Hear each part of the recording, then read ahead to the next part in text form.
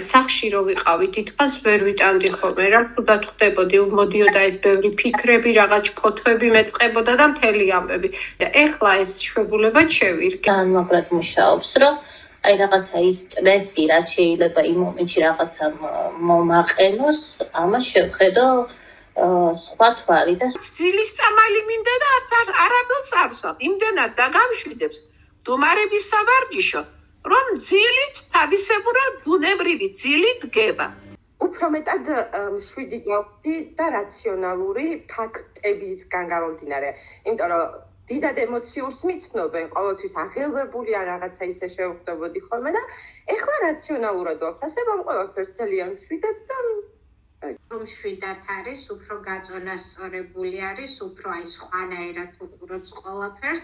მე ძალიან ემოციური ვიყავი, დამშვიდებული და დაწყნარებული რო ვარ, მაგას ვამჩნევ. ანუ არ შემეძლო მარტო ყოფნა, სულ ვიღაც ეხლა ჩვეულებრივად სამსახურში ვერ მივდიოდი, თუ ვინმე არ წამყვებოდა, თუ არ წამიყვანდა, თუ ის აი მაგ 15 წუთიანმა ეს მარტოობის შიშიც დამაძლევინა, რომ მშვიდად ვუყურებ ყველაფერს, ვიცი სამყაროს მიზეზ-შედეგობრივი კავშირები, ვიცი ჩემი ცხოვრების მოვლენების მიზეზი. შიშები მაწუხებდა ხოლმე და აი საგრძნობლად შევიცვალე მაგ კუთხით. მართლა მთლიანად ჩემი მსოფლმხედველობა შეცვალა მასტერგასაღებმა. ყველაზე მთავარი საკუთარი თავის სიყვარული ვისწავლე და უფრო მეტად თავდაჯერებული გავხდი. ძალიან ქაოსურ მდგომარეობაში ვიყავი, დეპრესიაში, დედა ახალი გარდაცვლილი, აი არ ვიცი, გაგიჟებას რომ ვიყავი და ამ დროს გამოჩნდა ნინი ჩემ ცხოვრებაში. მეტად მშვიდი გავხდი და ამას გარშემოყოფების ამჩნევენ.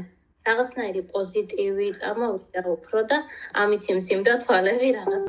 საჭირო დროს გამოჩნდა ჩემს ცხოვრებაში და რამხელა შედეგები მომიტანე. სიმშვიდეს ვცნობ და ეს არის, რა ვიცი, ჩემთვის ყველაზე დიდი მიღწევა. პირველად რო შემოვედი მასტერგასაღებიდან, დღემდე მოყოლებული მაგ ენერგიებით მოვდივარ ისი ყოველ დღეს. ეს ჩემი ყოველდღიური ცხოვრება გახდა. ძალიან ბევრი რამ შეიცვალა.